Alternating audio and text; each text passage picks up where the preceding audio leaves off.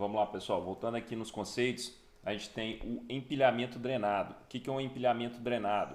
É uma estrutura construída hidraulicamente ou mecanicamente com rejeitos, que se configura como um maciço permeável, ou isso é, tem a passagem da água, dotado de um sistema de drenagem no fundo, então essa água passa pelo o rejeito, essa água que vem junto com o rejeito, ela percola ali, ela vai para uma estrutura de fundo, de dreno de fundo, formação de um espelho de água, ali podendo ser implementada.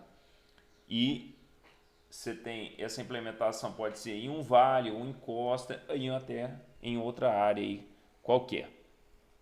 Outro item importante que a gente tem que ver, a barragem são construídas sobre rejeitos. O que seria barragem construída sobre rejeitos? São estruturas construídas sobre os rejeitos, porém recuadas em relação ao maciço principal da barragem. Então, que apesar de incrementar a capacidade de disposição dos rejeitos reservatório, não incrementam a altura da barragem. Essas estruturas não projetadas e construídas avaliam as potenciais sequências para a barragem. Então, a gente tem também a estrutura reservatório, que é o espaço criado a montante da barragem, destinado à contenção de rejeitos sólidos ou à reservação de água, e pode estar ou não contaminados. Então, vamos lá, entender um pouquinho mais aqui. Vou passar para a imagem. Nessa imagem aqui, o que a gente tem? O reservatório, então ele está aqui, ó, do dique, vai pegando aqui toda a área aqui que pode ser inundada. Então não é a área que só que está cheia de água. Então aqui você pode ter um rejeito no fundo, né? Você tem um rejeito aqui e você tem água aqui já um pouco mais clara. Então o reservatório é toda essa área que pode ser inundada. É importante se observar na barragem que existe um dique principal. Nesse caso aqui, esse dique principal sofreu alguns alteamentos. E geralmente, né, na estrutura de barragem, você pode reparar também que nas barragens bem projetadas, as ombreiras, que são as laterais da barragem aqui, elas muitas vezes elas são reforçadas, ela tem estruturas drenantes próximo a ela, que tem calhas e tudo, para caso ocorra alguma saturação aí em algum momento de chuva intensa ou algum cenário aí adverso. Continuando aqui alguns conceitos rapidinho, sólidos ou líquidos contaminados.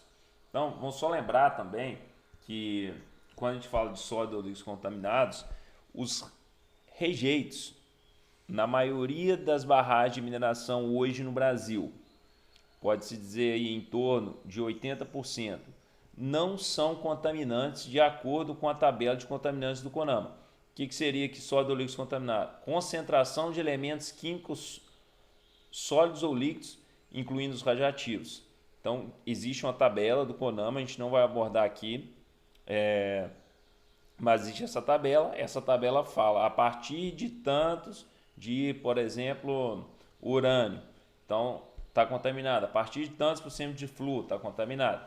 Então, toda barragem, você tem que ter esse monitoramento, medir, né, a concentração de possíveis elementos contaminantes, né, que pode afetar negativamente o meio ambiente e a saúde humana. Então, mas na maioria dos casos, as barragens de mineração, né, existem algumas exceções, não são contaminantes. Sistema de disposição de rejeito em barragem. Então, quando se fala de sistema de disposição, a gente está falando de um conjunto que é necessário, né, para disposição, um conjunto formado por equipamentos, por estruturas, para que garanta que o seu rejeito fique ali armazenado de uma forma correta. Então, são diques, por exemplo, celas, pilhas, adutoras, vertedouros, estrutura de drenagem, estação de bombeamento. Por quê? Uma adutora é o que leva a água à barragem. Na maioria dos casos, né, essa adutora trabalha bombeando água para a barragem ou retirando água para a barragem, retirando água para ser reaproveitada num processo de beneficiamento. O vertedouro, ele atua, é uma estrutura, depois vou mostrar para vocês, quando você tem o volume, a sua barragem atinge a capacidade máxima, então ele inverte, ele retira o excesso da água. Para quê? Para não reduzir o risco de ruptura da barragem. Alguns outros conceitos importantes aqui é a questão do afluente à barragem. O que seria afluente? É o fluxo de água ou rejeito, né? Ou outros sedimentos também.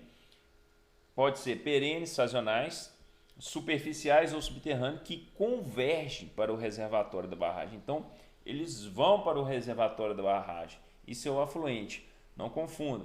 Efluente da barragem é a fração líquida que retorna ao meio ambiente, via superficial ou via subterrânea, após a passagem pela barragem. Então, é importante não fazer essa confusão. Afluente é o que vai para a barragem, efluente é o que sai da barragem. Vida útil operacional da barragem. Então, cada barragem, de acordo com o seu porte, de acordo com a produção do seu empreendimento mineiro, tem uma vida útil. Não é possível a gente falar assim, quanto tempo dura uma barragem? Depende de uma série de características construtivas, da estrutura, do porte, da produção. Então, depende de uma série de fatores. É o período, mas a vida útil, basicamente, é o período compreendido entre o início da operação, então, quando você iniciou a deposição do rejeito ali, até o fechamento. Desativação de barragem é a suspensão da operação. Então, a barragem foi desativada. Então, quando você escuta essa expressão, quer dizer o quê?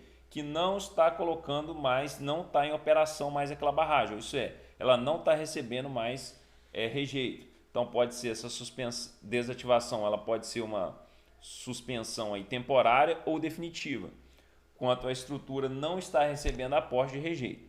Então, a desativação, a estrutura não pode estar recebendo um aporte. Plano de fechamento de barragem é a conceituação, planejamento e o projeto, é o conjunto de atividades necessárias para permitir o fechamento. Então, o plano de fechamento de barragem ele é um conjunto de atividades que muitas vezes irá ocorrer após a desativação da sua barragem. Então, quando você fala num plano de fechamento de barragem, geralmente ele ocorre após. Claro que algumas medidas são feitas também ao longo do tempo, mas são medidas menores. As medidas maiores são feitas após a desativação.